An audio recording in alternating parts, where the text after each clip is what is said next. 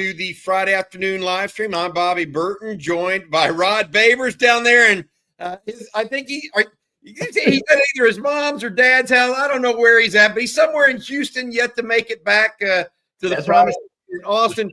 Jerry Hamilton joining us as well, day after Thanksgiving, guys. Hope y'all are well fed and over your food coma that no doubt happened yesterday. Sounds like the Chicago Bears wish they would have had.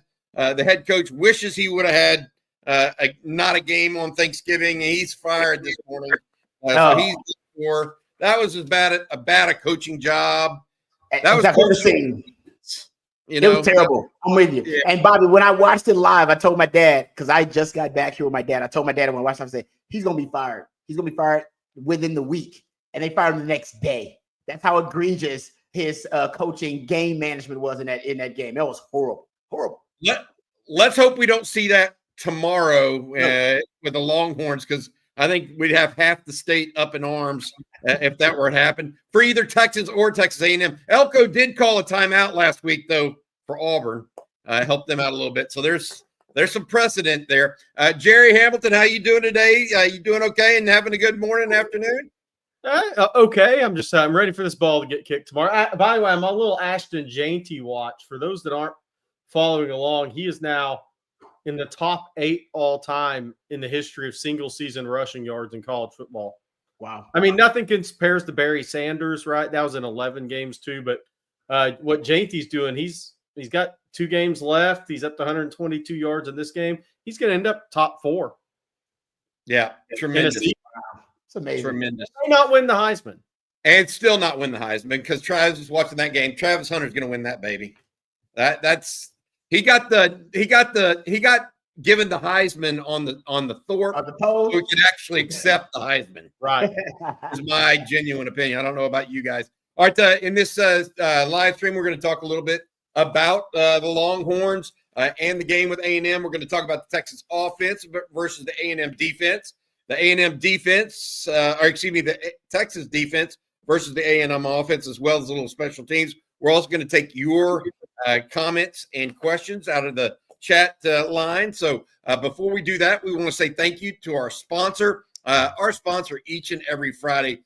Really good people over at the University Co-op and the guys at 40 Acres Collection. Just tremendous people and people that we've been working with now for more than a year. And we really enjoy their quality clothing as well as what they offer. 40 Acres Apparel was born inside DKR, designed and built exclusively for the University of Texas and Longhorn Nation. Go down to the University of Texas Co-op.com or go to universityoftexas.coop.com.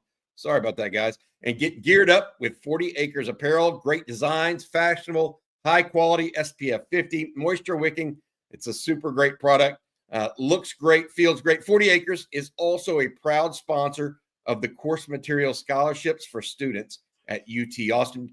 By the way, the University of Co-op is a nonprofit that has been serving the Longhorn community since 1896.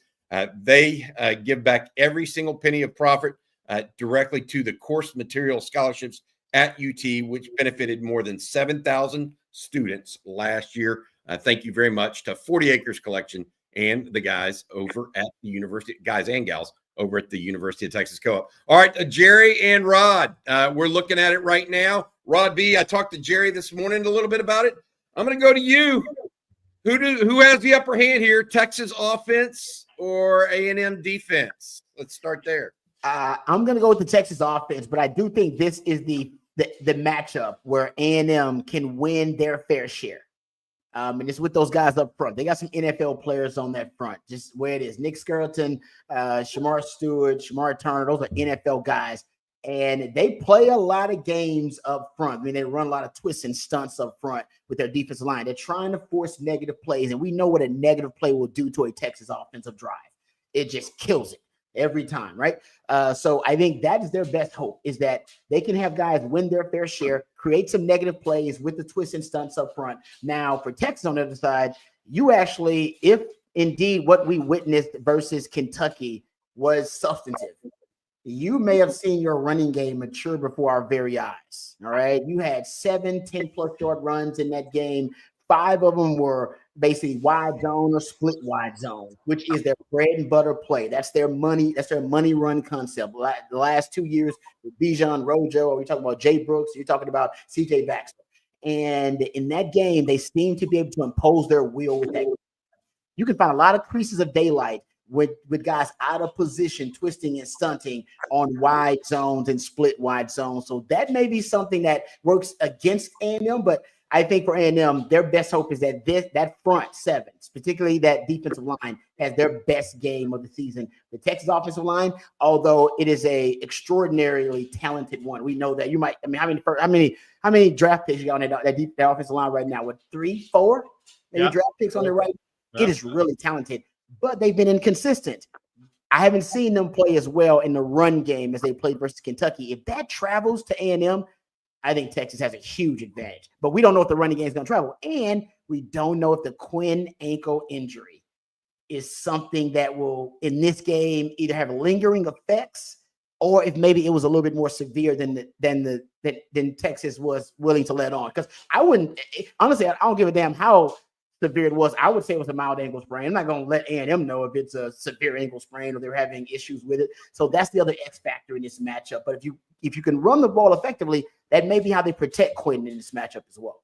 Hey, Rod, I have a question to follow up on Rod, if you don't mind with that. Would you play less games up front and play more straight up and bring linebackers up the A gaps like teams have had success against Quinn in Texas, especially if you want to see him move and see if he can move at all? Yep. I agree with you, Jerry. I said that actually, but Wednesday I said, man, forget the games. Just see if you can beat guys straight up. And move guys around on the defensive front, stem them, try to find favorable matchup advantage, bring delayed blitzers from the second level, what you're talking about, bring them preferably through the interior gaps, the A gap, as we've seen before. If you got a cornerback blitz or a boundary blitz or a slot cornerback blitz, I want to throw that in there this year too. I mean, throw it in this game too. So I'm with you. I think there are certain pressure packages or pressure package elements and concepts that we've seen Texas struggle with. I wouldn't be surprised if we saw all of them in this game with Elko, every last one. Because why would you save anything? What are you saving it for? What are you saving it for? You got to win. You got to win. Yeah. Bring it out now. I agree with you. Jedi Master Bevo has this one. Rod, if Auburn and South Carolina running backs got the edge on the A&M defense, shouldn't Wisner and Blue? Wide receivers must have best blocking day of the year. Jet sweep could be huge. What do you make of that mix there, Rod, about South Carolina and Auburn running backs being able to get to the edge a little bit? I agree with that. I think, and I would say they also had the advantage of a +1 in the running game with the quarterback position, right? Yeah. And then Lenora Sellers, South Carolina, and also Peyton Thorne. He's not necessarily a dual threat, but he's got a lot of functional mobility to move around and make things happen. You may be dealing with a quarterback that can't move very well.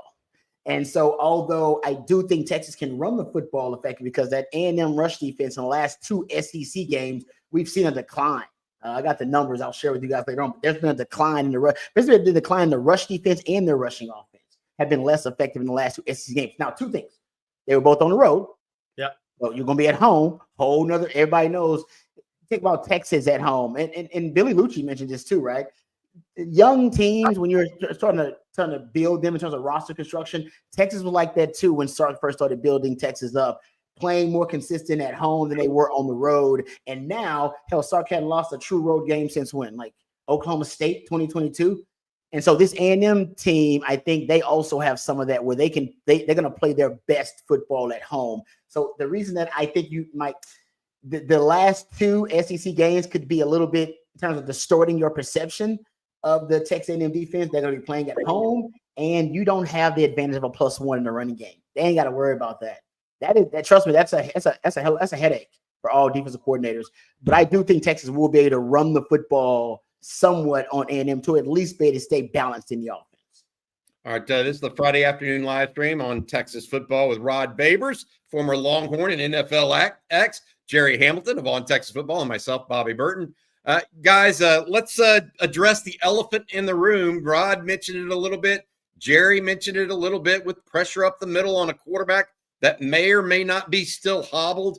Here are a couple questions. Hookem from North Richland Hills from Todd Lacey. Seeing reports that Quinn Ewers not making progress as expected. Arch, the best backup in the country. Then we're coming in with this one, Whitney Gaddison. I saw a report about Quinn. Is he going to play or not? In Mississippi, there's a rumor about Quinn. Is that true? Here's what I know as of yesterday. Quinn is was expected to play and has participated in every practice this week. You know, what that means and to what level, I'm not going to be the one that tells the world. And I think people out there trying to break the news on this are doing themselves a disservice, because it's going to be how he feels on Saturday and how he wakes up on Saturday. Rod, you've been there. You know this. It is, you know, if either you're feeling like you can go or you're not. There is every bit of information out there that he is likely to go and give it a shot. So let's be pretty straightforward about that. There are rumors. There are always going to be rumors.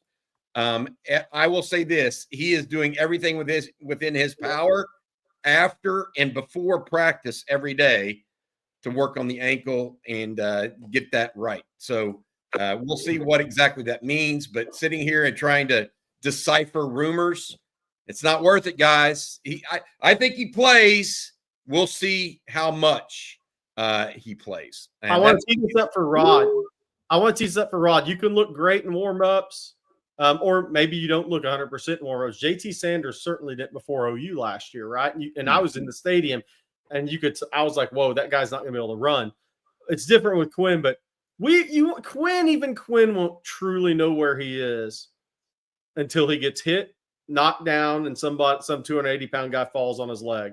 And then once he gets up after that, the whole world, and including himself, will know where he's actually at. Yep. And including that, Jerry, on top of that, because I totally agree with you, then when does that happen? And then we got the rest of the game to worry about. Does it swell up? Does it get, obviously, does it get worse in terms of the aggravation, the pain tolerance? We don't know these. We don't know these answers. We have no idea. And that's why I think you're right, Jerry. If I'm Elko, I'm coming after him. And Texas should be prepared for that. Why wouldn't you come after him? Especially if these rumors out there. Now, maybe this is going to help you, Texas. Maybe the rumors are just that. They're conjecture rumors, and there's no substance to them. And Quinn's fine because he practiced all week, and you're going to come after him. He's actually pretty damn good versus the blitz. Some of the better quarterbacks in college football versus the blitz, when he can see things kind of clean up, the look clean up, and decide and be able to decipher it pre-snap. So maybe this feeds into the Texas screen game and the quick game early on. They're going to come after him, but the ball's already going to be out of his hand, so it really doesn't matter. So maybe those are some things that Sark's looking at. It's going to be a great chess match between Elko and Sark, especially with the variable of Quinn's ankle, which none of us know. Only Sark and Quinn know how severe it is and what the status of it actually is. And really maybe only Quinn. And maybe only Quinn. Because players, a lot of coaches. I'm allowed to tell you right now, we want to play. I want to play. So coach don't want me to play. Coach is splitting snaps on the first team with Arch Manning. I can tell you right now, I'm a competitor. So coach, how you feel? I'm feeling great, coach. I feel amazing. I honestly, ankle don't bother me at all. I can be limping back to the dorm. I'm good, coach. I'm good on that. And that's on Sark. That's why Sark got to work him out real good before the game, as Jerry's talking about, to say, hey, I need to make sure you ain't BSing me. I love you. You're great. But I know the football competitor in you, and you probably will just try to make your way on the field because you're a competitor. You're a great teammate. You're a warrior. As a coach, you got to be able to decipher and make the right judgment call on that. I need to add one more thing to this rumor. Quinn listed as probable on the injury report. You gonna play? Has Quinn has Sark lied on the injury report to date, in y'all's opinion? No. Knowingly? Nope. I don't think so either. I think he takes that pretty, he's trying to be like the NFL and do it the right way and say it the right way. All right, we're going to talk a little bit more. We got to talk about the Texas defense, the best defense in the land maybe, against this Aggie offense that had some life a little bit with Marcel Reed, guys, as the new guy under center for them over Connor Wigman, who Jerry happily put up the Texas football cover shot of Connor Wigman and Quinn Ewers. Here it is. There it is. That's preseason. You can X out the guy on the right there and insert Marcel Reed now. Quinn likely to be there, but Marcel Reed, the starter. Jerry, he really created something for the Aggies that Weigman just didn't have the capacity to do. What is it that Reed added to the mix, in your opinion? I just think it's obviously the QB run game and the ability to really play on the move. Because Rod, because we haven't been on a show together this week, but last 3 SEC games, Reed's been sacked 10 times. Now, that's 2 road games in a neutral Arkansas, but that's 10 sacks in his last 3 SEC starts. And that's with a mobile quarterback. So A&M's improved running the ball. I think downhill power run game, physical run game. I think Elko's and that staff have brought that. But in pass pro, that's telling me they had issues. They knew they had issues because they've still given up 10 sacks with an athletic quarterback. Even though he's inexperienced, he's still athletic in the last 3 SEC games. So I think he just brings – I think he can mask, number one, mask offensive line pass pro issues. 2, gives them a QB run game threat. And, Bobby, if they hadn't made that change, where would they be if Weigman was their guy and now Le'Veon Moss was out? Oh, yeah. Good point, Jerry. Yeah. That wouldn't be good. Yeah. No, they got issues. I think Reed typically has protected the ball better than Weigman as well. But Jerry, you made the point yesterday or this morning, excuse me, that Marcel Reed has thrown an interception in each of his last 3 starts. Yep. That's one. So that was South Carolina, New Mexico State, and then Auburn. Wow. Yeah. So, I mean, he started off protecting the ball really well, and they were able to run the zone read with him against LSU was his coming out party, right? But now that people understand the zone read and how to defend him, he hasn't been as I still like I like him very much. He reminds me so much of former Texas quarterback James Brown. He's a little faster than James Brown was, and maybe a better even thrower than James long term, but has the same kind of moxie at some level, and is a guy that's going to make you beat him instead of just giving the game over to the other team. That's my comparison for Marcel Reed. A lot faster than James. All right, let's go to the chat line a little bit. We got a super chat here from Colin Davis. What was the story on Georgia dominating our O-line because our players were basically telling them our plays on accident? Hope we get that fixed. Do y'all understand the reference there? I guess Texas. Yeah, there's a rumor that Texas was tipping plays against Georgia. That's the rumor. I don't know it for a fact, but I've heard it now multiple times that Texas offensive players, we don't know O-line, tight end, we don't know who it was, but there's a story about them basically that they were tipping plays, and that's how Georgia was early on in the game. That's why they were so dominant and suffocated Texas to such an extreme, and there were adjustments made. So that's just rumor. Watching the film, that's really hard to tell if guys are tipping plays. You don't really know. That could be something they found. There's a great story about Manny about 2011 game about Manny Acho and Keenan Robinson. You guys probably seen this. And Longhorn Network had a special about the rekindling of the Texas A&M rivalry, and basically Manny Acho tells a story that somebody sent him an email, a fan, about the Aggies quarterback Ryan Tannehill, and that if his feet were staggered, then it was giving away the play. Basically, if he was staggered, then they were gonna throw the football.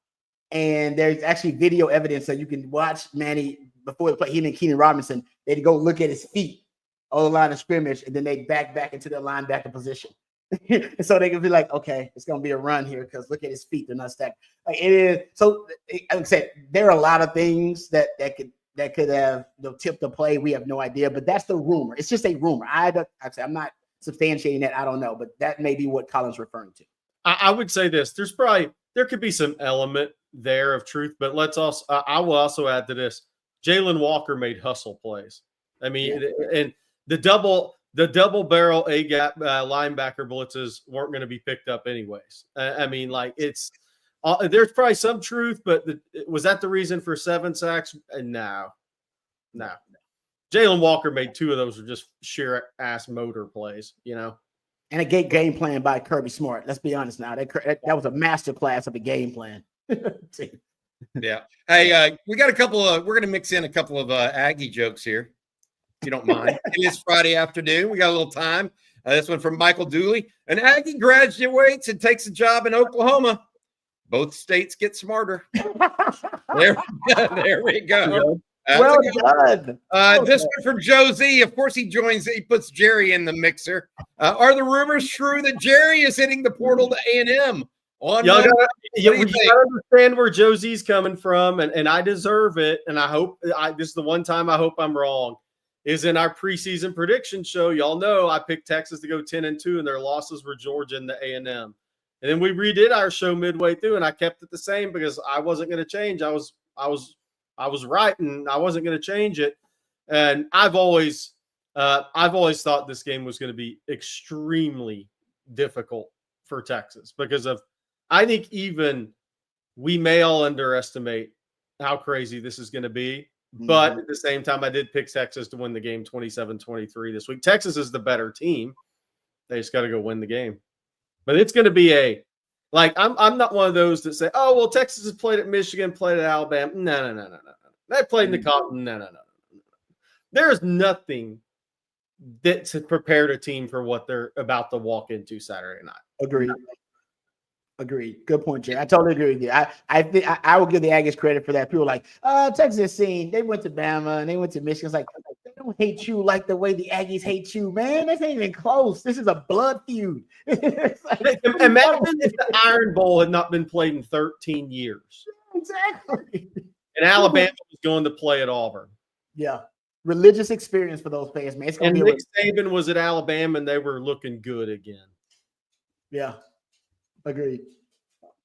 I look, I think it's going to be one of those games where you have to get out to a good start if you're Texas, or at least an equal start. It is not a game where you can get behind and hope to come back on. Even though last time these two teams played, A&M was up 13-0. A lot of people forget that. I forget that. Aggies were up 2 scores. The difference is that Texas will have to rely heavily on the pass. And I just don't know that you can do that down 2 scores with the defensive ends that A&M has, the crowd noise, Quinn injured, yada, yada, yada. I mean, there are a lot of things that tell me Texas, they don't have to have the greatest start of all time. They don't have to go drive 80 yards and score a touchdown. But they do have to get themselves into the ball game. Yeah. Without giving up 2 quick scores or something like that. They can't. Then it puts too much pressure on an offense that's already maybe a half a quarterback down, so to speak. And that's one thing that I would be watching for. Hey, we talked a little bit about. Can I ask Rod a question real quick that I hadn't got a chance to ask him all week?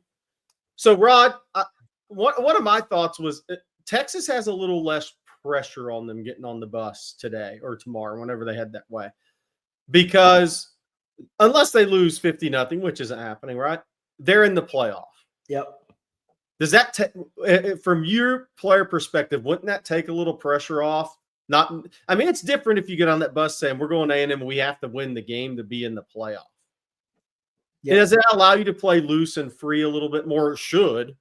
It should. I totally agree with you, Jerry. I think you're right on that one. I'll just kind of take it back to a personal experience. I think some guys can put too much pressure on themselves in that kind of situation. We all remember the Big 12 title game versus Colorado. When I was on the 40 acres, Mac Brown, before the game, told the locker room that if we won that game, we go to a national title. The way everything had worked out before the game, it's before social media. So guys usually follow that in their locker. Coach wouldn't have to make the announcement, but he decided. I think he figured it would motivate the guys, and I don't think it motivated me. I was almost on the verge of tears. I was like, "This is my dream. This is everything I ever dreamed of.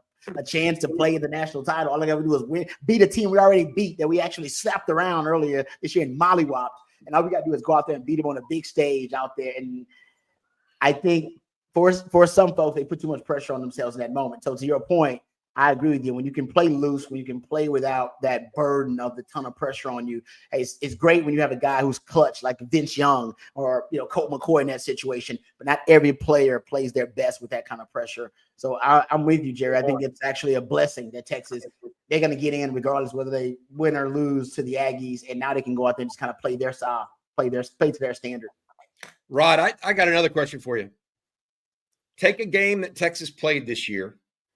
What style of offense from a game that Texas won this year do you think beats the Aggies? Which Ooh, style? that's good. Honestly, I mean, how can you not go with the Michigan?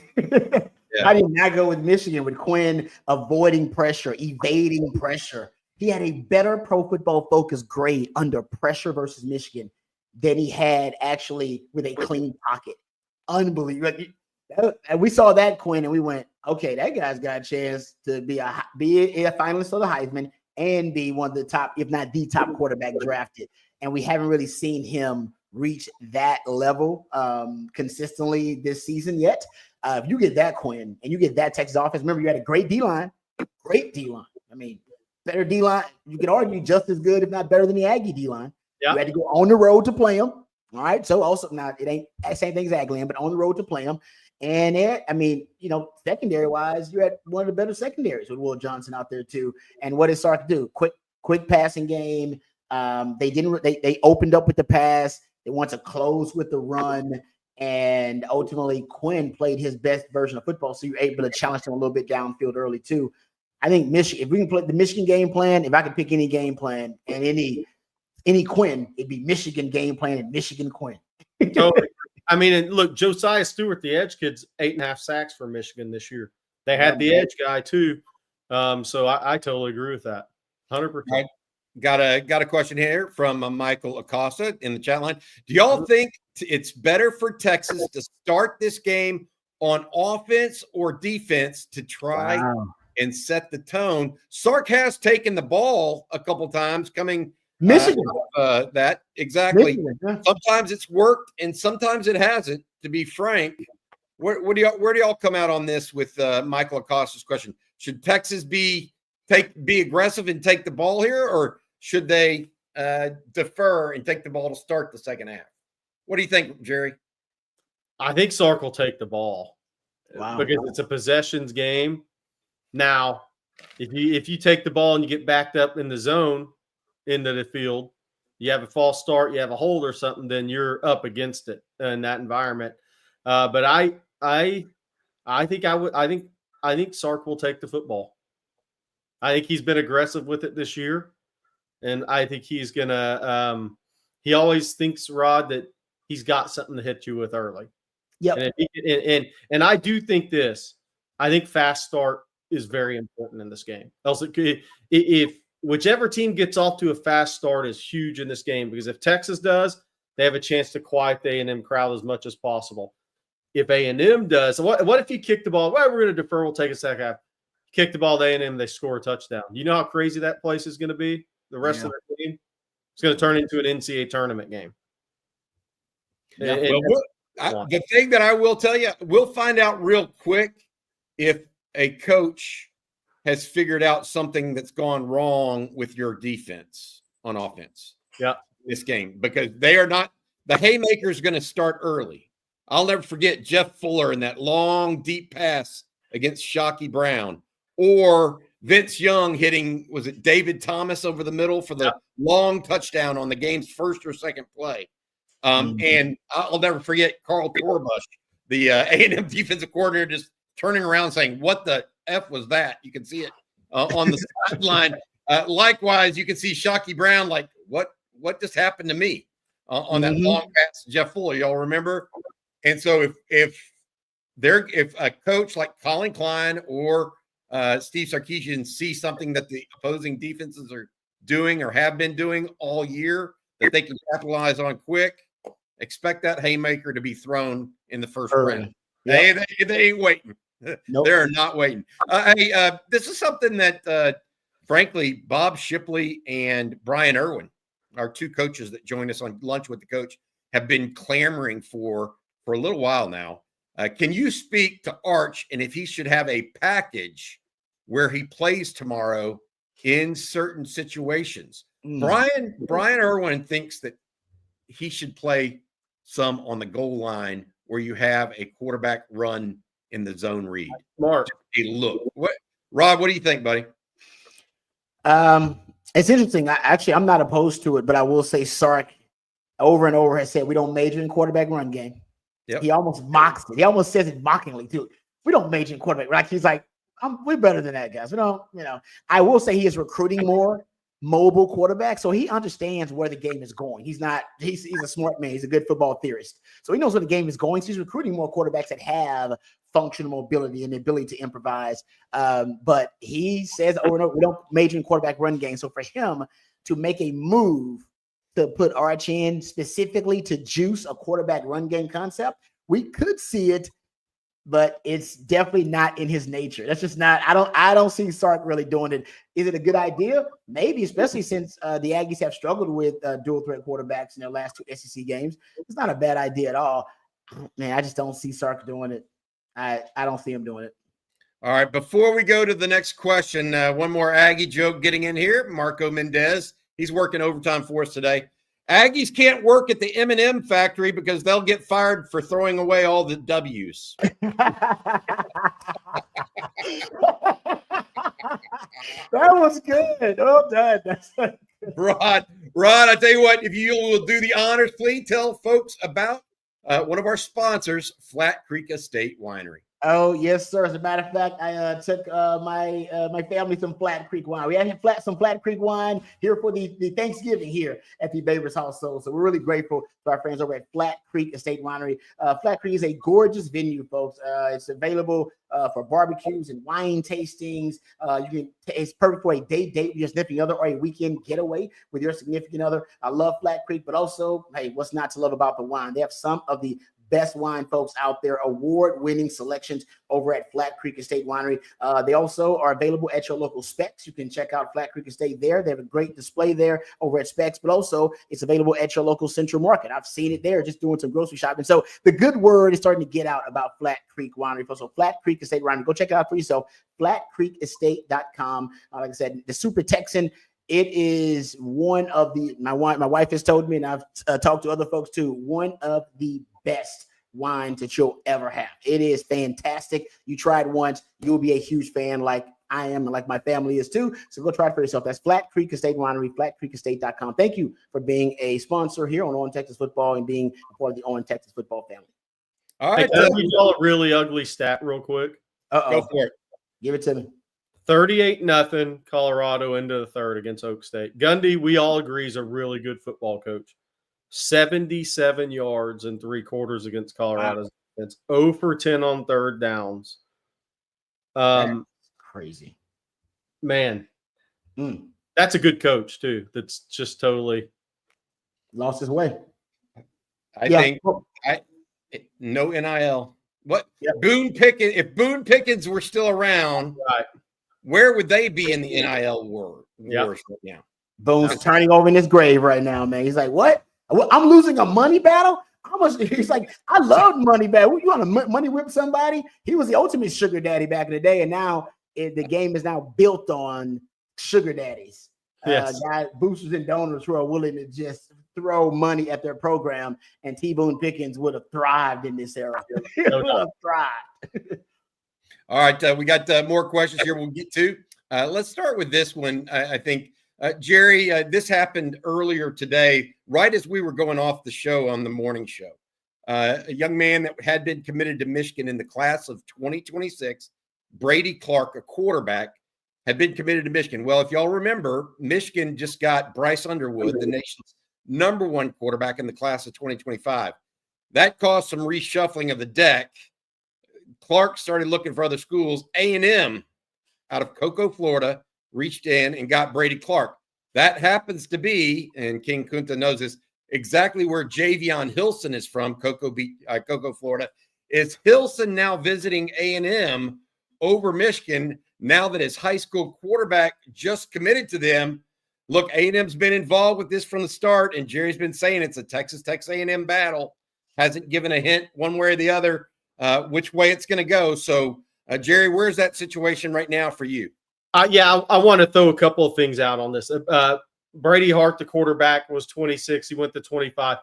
That's interesting for A&M. He's not really a scheme fit for Colin Klein. That's a really interesting spot, Brady Hart. But when you're looking, if you're going to reclass the 2025, there's not many spots left unless you wanted to go to LSU, who didn't have a quarterback, and A&M had lost Longstreet. if Hilson goes to A&M, which I think that's starting to trend, I don't think Brady Hart has anything to do with it. Honestly, guys, I've been by the school 3 times. They didn't grow up together. They grew up different places. I don't think that has anything to do with if Hilson goes to A&M. If Hilson goes to A&M, I think A&M's earned it, and I think that he's looking for a place he can develop. Does A&M have a quicker path to the field? Maybe. Maybe. It's arguable, but I think I don't think Brady Hart has anything to do with it. Without covering Texas A&M and those Billy Lucci and those guys, I have to tell you, did the Brady Hart thing pop up though? Because A&M's been over at Cocoa, so they've seen him play this year. And when Longstreet flipped the USC, and they're needing a quarterback in this class, and then the word Brady Hart starts thinking about reclassifying, is that kind of how all that transpired? I don't think anything that transpired like, hey, if Jayvon Hill's like, hey, A&M, if you take my guy here, I'm coming too. I don't think that has anything to do with it. We were talking a minute ago about how this game would start. Some people that we know have hung out with us a lot on OTF. Cisco Diaz says, let the defense set the tone. So that's where he comes out of it. Colton says, Matthew Golden houses the opening kick and shuts up the crowd immediately. That would be sweet. Too broke to pay attention. I always think it's better to come out on defense. For a variety of thoughts there in that way. And I think I can see both sides of that. I really can. I can see both arguments, what have you. Johnny Epps with a super chat. Thank you, Johnny. The drops from Moore, DeAndre Moore. You think it hurts his playing time? I haven't been seeing him as much. I know he had a minor injury. He actually, let me say this. He was injured in the first quarter of the Arkansas game, and they were using him quite a bit, actually. So after dropping the passes against Florida, they brought him right back in and started him against Arkansas. So clearly they didn't go away from him because of that. However, he did get injured in the very first quarter and missed the rest of the game with injury. He was a little hobbled last week even, but still started the game. Now, do they go back to him as much? It's not that you haven't seen him as much. I also think, look, Silas Bolden's getting more time right now. Ryan Wingo has firmly established himself as a member of the rotation. I mean, Sark's playing him a lot. Isaiah Bond, Matthew Golden, obviously. I think that Texas has a rotation right now, and they may be going with whoever's got the hot hand a little bit too. I think that can be a little bit of it. And some of these guys match up better than others in those situations. All right, David Keith Williams. Even though I think the Texas offensive line will play well, I also think the Texas A&M pass rush will be productive.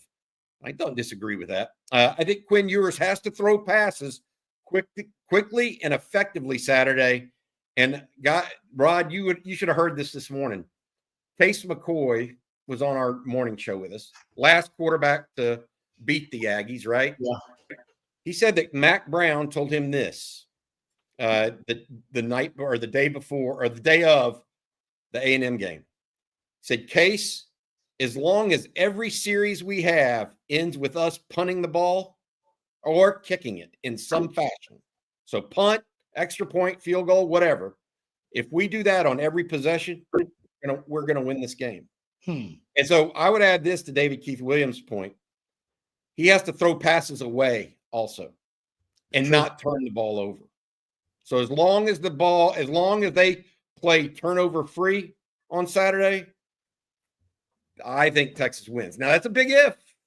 That can be a big if. What do y'all think about this? I do agree with David Keith Williams. You can have sacks and your offensive line still get the better of a defensive line. I mean, it doesn't. Football's rarely all one-sided. Yeah. So both sides when they're talented players. Rod may know this, or the chat, I'm sure we'll have this stat. I just don't know it off the top of my head. Quinn's thrown, 6 interceptions this year? How many have come in his own territory?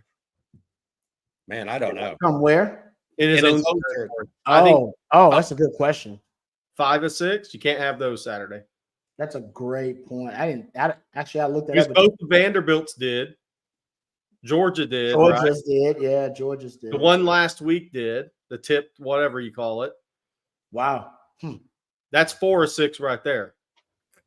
So short fields, you can't give up easy. You can't give up easy scoring opportunities, basically, because it's going to be hard for them to march the length of the field. By the way, this is not an Aggie thing. It's hard for anybody to march the length of the field on the Texas defense. You can do it, but you probably only get one a game, maybe. I mean, Arkansas got they won. Kentucky got they won. Game with midfield, so that's 5 of 6 interceptions. Wow. Ooh, that's money, Jerry. I didn't think about that.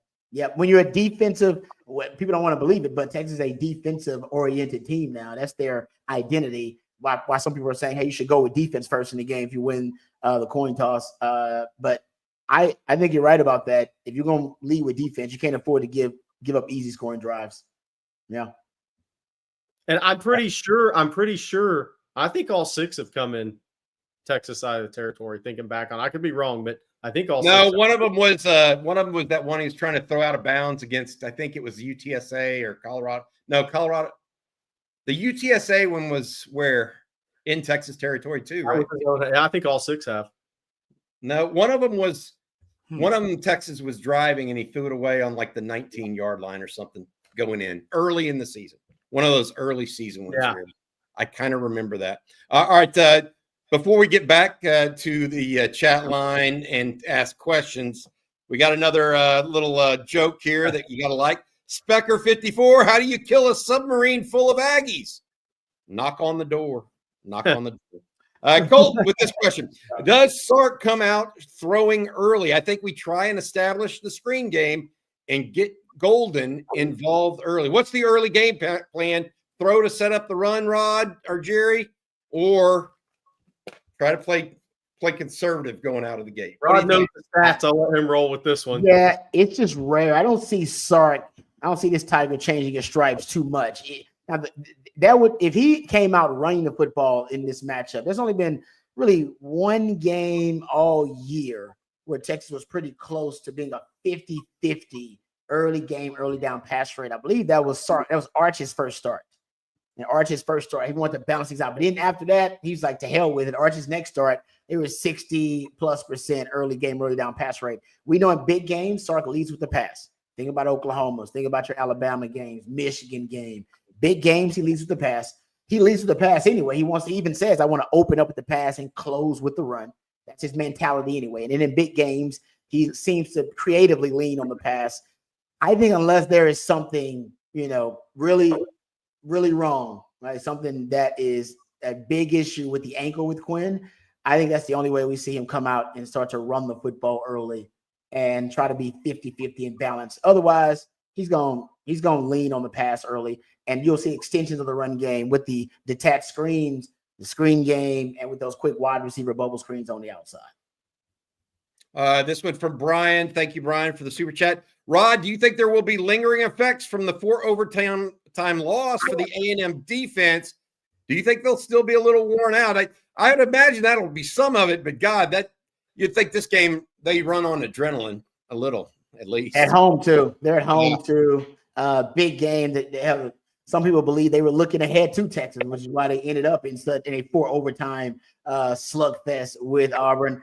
I don't think, or maybe if this game comes down to the fourth quarter, right, and you see them get worn out a little bit, Sark's, like I said, he wants to open up with the pass, force you to chase all that speed, close with the run, the big humans leaning on that Aggie front. They got some dogs on their defensive front too. I don't think it'll play a huge role.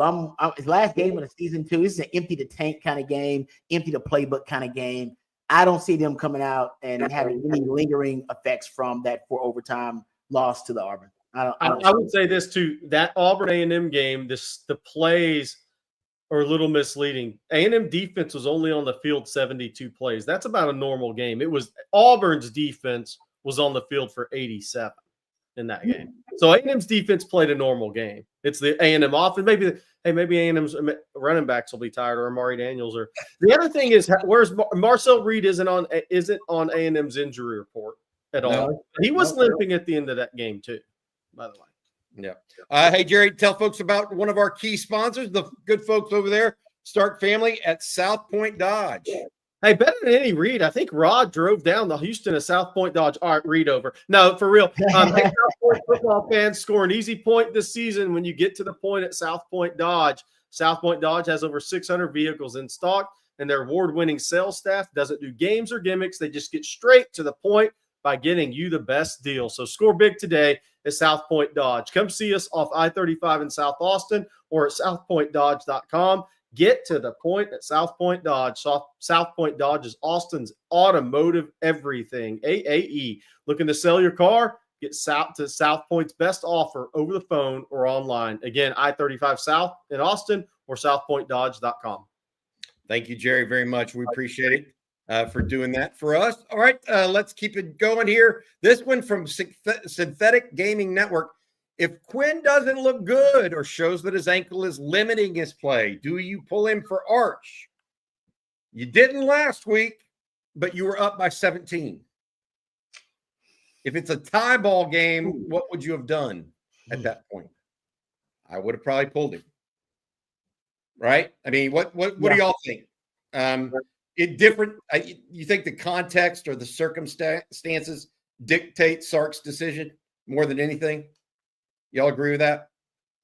I think so. I think Sark's a quarterback, so he doesn't like pulling quarterbacks. I think he does that, reluctantly, and he did in the Georgia game. He said he did it honestly just to give Quinn a chance to reset. And now more and more looking back on it, I believe him because he doesn't seem to be very, very quick to pull a quarterback. I remember that was the Oklahoma State game in 2022 where a lot of people thought, "Hey man, Quinn looks hurt," and he was hurt. His hand was hurt. He would have pulled him in. So, and he had a quarterback actually back then that actually had some experience. So I don't see Sark pulling him if Quinn can go out there and actually manage the game, which he did in the Kentucky game when they decided to just lean on the run game. But there's no doubt just this week that they, in my opinion, they had to have split reps. I mean, Sark would be irresponsible in his preparation if he didn't give Arch a ton of first-team reps this week just to make sure, worst-case scenario, that he was ready to go. The crazy thing about that conversation is I was thinking about this driving around earlier this week.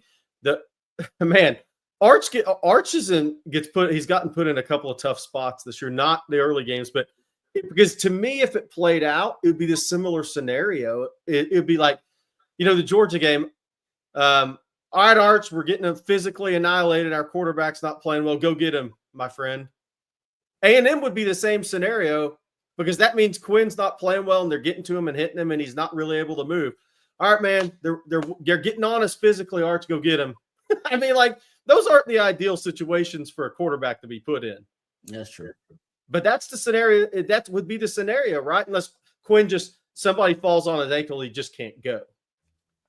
Hey, Jerry, real quick. I think he's right on this. ASEC Mimosas says 87 snaps for the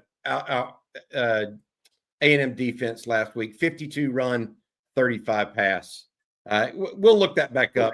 I was just going off of ESPN's box score, what they had. They may only had that during regular. They may have. Four quarters, yeah. Justin Yarbrough, will this game have any impact on recruiting in the 26 class? I'm sure it will, Justin. The question is how much, Jerry? Yeah, no, I think it will. I mean, it's a huge opportunity for A&M, quite frankly, in recruiting. They get to host the first game that the two teams have played in a long time. And, if they go out and upset Texas Saturday, then they have a pretty good song to sing in recruiting now.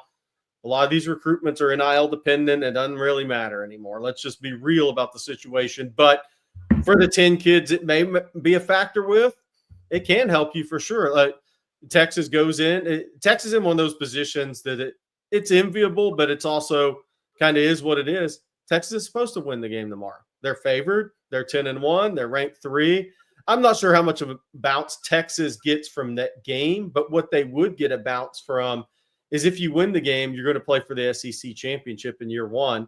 And win or lose against Georgia, your first year, you're still going to go 11-1 in the regular season and go to the SEC championship. You'd probably be a 5 seed in the playoff if you lose to Georgia in a playoff in SEC championship. I mean, I think you'd get the kick from the what happens after the A&M game versus the actual A&M game more so because I think there's a higher opinion of Texas right now than A&M. But so that means A&M has an opportunity to kind of change some minds a little bit if they win that game, since they get to host it year one, because there's going to be just about everybody's going to be there. I love it. I saw their invite list, Jerry. It's impressive. Oh, yeah. 25s, 26s. Zion Williams, defensive lineman out of Lufkin, even supposed to be there. He's been committed to LSU since prior to the season. A number of other players overall. So I get it, and I like it. And I do think it'll have an impact on the 26 class. Look, Texas is the school in Texas right now. You know, mentally, that's what recruits are thinking right now in the class of 26. Winning at A&M just keeps you there and maybe even puts you a little bit further up the pedestal, right? Or that moves the pedestal up a little bit higher. The difference is if A&M wins, it at least puts them on the same plane as Texas. Whereas I don't know that they're seen that way necessarily in state right now. We'll have to wait and see what this weekend comes out. All right, let's go here because we got about 10, 15 more minutes in this live stream. And it's one of the questions I want to get off here before we go. Emmanuel Villafranco, pick your offensive and defensive MVPs for this game. I'm going offense first. And I got to tell you, Trey Wisner, come on down. I think you had a tremendous game last week, bud. I really do. And even though I think I could easily go with a Ryan Wingo or a Gunnar Helm, because I think those two are mismatches for A&M, particularly if Bond and Wingo are on the field at the same time and they have to cover the speed out of both of them. I'm going to go with Wisner because I think he's been the most consistent offensive player on the team throughout the whole year. He's been more consistent than Matthew Golden. I think Golden's been the second most consistent, maybe Gunnar Helm in there too. But Trey Wisner, 20 touches at least on Saturday is my guess. After having, 26 or 28 last week. Defensive MVP, I'll come back to that. I'm going to ask Jerry and Rod their offensive MVPs first. Jerry? Jake Majors has to be the MVP because this will be the toughest communication game of his career. Now, he's done great at Alabama, did really well at Michigan, even though I'm not sure that was kind of that type of test. But Jake Majors has a massive, massive job Saturday night in College Station. And if he has a great game, that's really good news for Texas. Rod B? That's a good one. I'm going to go with Gunnar Helm. You named mine. You guys have great picks, but I would say Gunnar Helm. You need somebody you can trust in this game. Quinn's going to be looking for guys they're reliable.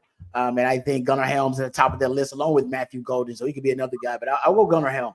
He's been great in big games. Michigan game, he was big, and Oklahoma games, he's been big. And hell, last week at 2 touchdowns. I'll go with Gunnar Helm. I got to say this. Not one of us picked Quinn Ewers. If Quinn Ewers is the MVP of this game, Quinn Ewers is going to go down in Texas football history. Legacy game. Yes. If he's the MVP, they blow him out. That I think a lot of us are saying like that maybe he won't play into MVP caliber level. If he does, they beat him by 2 touchdowns at least. Yeah, fair enough. And that's not the game we're expecting. No. We're showing Aggie more respect than that. To say he's just going to come out gangbusters and rip him to shreds. Yeah. He might. Hey, Rod, I'm going to go back to you, and then we'll go reverse order for defensive MVP. What do you think on defensive MVP? Oh, man, it's got to be Anthony Hill for me, right? There's already some trash talk out there about him from Trey Zoon saying, he's nothing we can't handle. And I keep thinking about that Oklahoma game where he had a career game after Gabe Eichert, said that he was the worst player on the front seven. And he had a career game last week. Actually, he was SEC Co-Defensive Player of the Week. I feel like Anthony, and he just got snubbed for the butt because I feel like Anthony Hill is just primed to have a good game. Chip on his shoulder, still got a lot to prove. Playing like one of the best linebackers in the country. What do you think, Jerry? This one's a tough one for me. The easy answer is Anthony Hill. You know what? I'm going to go Alfred Collins. That's a good one. The second one. That's a good one. He's trending. That's good. Texas has to match A&M's physicality in the run game. And they have to be disruptive up front. And I think if Alfred Collins has a second half SEC level game, that's good news for Texas against A&M's offensive line. Y'all, you were thinking more y'all both are thinking more my line because, look, I'm thinking I am tempted to say Colin Simmons because of a strip sack. Yeah, that's good. Burke. I almost went Trey Moore because they're running. Somebody with a strip sack of Marcel Reed. That's kind of where I was going. But then, frankly, I read some of the comments in the chat, and I'm going Jahdae Barron, baiting an interception. Baiting an interception, maybe a pick six.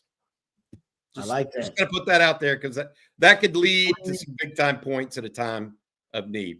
All right, guys, I want to say thanks again. Which side would Bird Auburn fall on? What's that? He's special teams. We like Bert, but he's special teams. Okay. And now you want to know if that's the MVP of the game, Texas. You know what happened. We don't care if he's the MVP, then Texas has won the football game. And so I would absolutely take Bert Auburn if he is the winner. All right, we got some more questions we're going to get to, but first we want to say thank you to our official presented by sponsor of every Friday's afternoon's live stream, the 40 Acres collection, as well as the University of Texas Co-op. We're with those guys thanks to the University of Texas Co-op and 40 Acres Apparel. The University of Texas Co-op is a nonprofit and has been serving the Longhorn community since 1896. Every penny of profit directly benefits course material scholarships. In fact, more than 7,000 students received free course material scholarships in the 23-24 academic year from the University of Co-op. 40 Acres Apparel, meanwhile, which Quan Cosby's wearing here, was born inside DKR, designed and built exclusively for the University of Texas and Longhorn Nation. Go down to the University of Texas Co-op today or to universityoftexascoop.com on Black Friday and get geared up with 40 Acres Apparel. 40 Acres is also proud to sponsor the course material scholarships for UT students. Jeff Clark and those guys at 40 Acres are tremendous partners with us, and we really appreciate them a whole heck of a lot. All right, let's keep going here and go to a couple more questions. I think somebody else has added a funny joke I'll add in a second. Rod, oh, wait a minute. That's the wrong one. I picked the wrong one. I'm sorry about that, guy. Brian's already asked this question. It is... Where did I go, guys? I'm missing one. Oh, Cisco Diaz is the one I wanted to ask. The game being what it is, do you throw out the 6 O-line jumbo package to max protect? They have not shown it all year. Now I think they still got it because Malik Agbo and Jaden Chapman wear numbers in the 80s and 90s on game day, even though they're linemen at heart. What do you think? That maybe Sark's been saving it. Maybe this is the game he's been saving it for. I predicted we'd see it versus Oklahoma. I think I predicted we'd see it versus Georgia and Arkansas. So I'm going to stop predicting we're going to see it because I've been wrong. So Sark seems to be right now very confident in 12 personnel. And when he was actually asked about CJ, I believe CJ Vogel does a great job. Asked Sark about the 6 O-line package. And Sark basically said, hey, man, I have a lot of faith in my 12 personnel with the way Gunnar Helm's playing and Juan Davis as a blocker. They're all plus players in the blocking game, run blocking and pass blocking. And, of course, both of them are actually receiving threats as opposed to Malik Agbo, who wouldn't be as much a receiving threat. I think he caught one pass last year. So I think Sark is right now, he's comfortable and confident that 12 personnel can provide him the necessary mass advantage and the push he may need in the running game. I still hold out hope that he would use it because it actually worked really well. They changed their pace for Texas. And it actually wasn't necessarily in the run game where they got the boost. It was actually in the passing game where the yards per attempt went up down there 4 yards per attempt when they were throwing out of the 6 O-line package compared to, from 2022 to 2023. It's where they made the biggest jump. So if you want insulation and pass protection, also not a bad idea. Everybody assumes, they're going to go bully ball with the extra offensive lineman. Actually, that's not where they get the biggest benefits. Kid Kuta says, who gets more sacks, guys? Texas or little brother? Look, I think I think that I could be wrong, but look, Mike Elko and Jay Bateman, the Aggie defensive coordinator and head coach, or defensive coaches, obviously. I think A&M feels like they need to throw the kitchen sink at Texas to win this game. Agreed. And they have been more willing to throw the kitchen sink at other opponents as well this season. So I would be unsurprised if A&M has more sacks, but simultaneously also gives up bigger plays. I like that. Y'all agree? I mean, it could be 4-3 or 4-2, something like that. But I expect A&M to have, as we talked about earlier, I expect them to have some success rushing the passer. I do. Well, yeah. My initial response to this should be, if Texas doesn't, then A&M's been very successful defensively against Texas. But my question with Rod is, the teams that, when A&M's really, when they've brought it against teams this year, those teams have had guys running wide open down the field.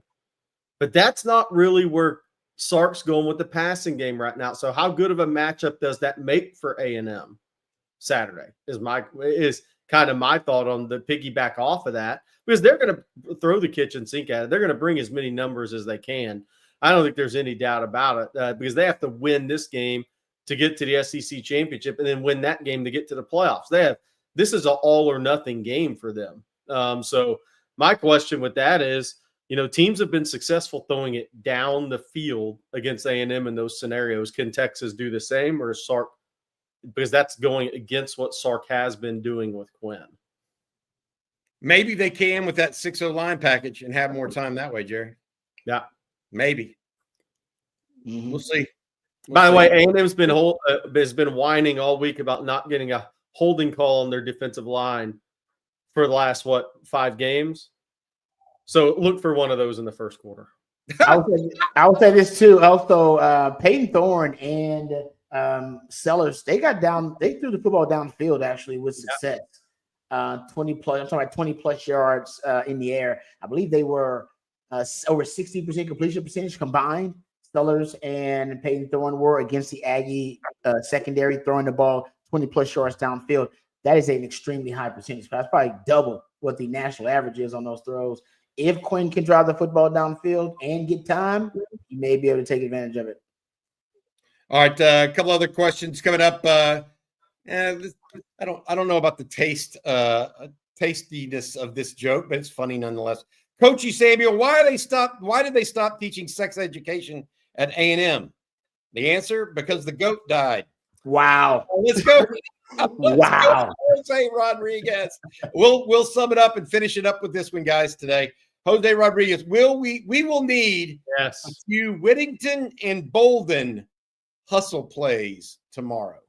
Yeah. And the thing they need is, you don't know who it's going to come from. That's the other thing I would say. Like, we had no clue Silas Bolden would be that guy, did we? No. That means it's a team when somebody somewhere steps up and does something in a big rivalry game. We see it each and every year, don't we? Chris Whaley, remember that pick? I mean, those kind of things happen in big games like this. Somebody wears the crown at the end of it. Y'all have any other thoughts before we get going here? Big game.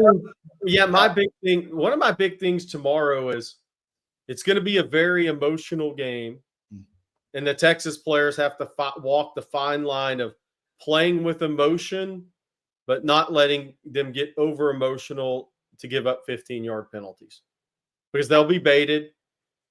There'll be a time they want to hit somebody late after a play. They got to walk the fine line of emotion versus too much emotion making you make mistakes that can greatly impact the game on the road like this. Jerry's looking at you, Anthony Hill. Your thoughts, Rod B?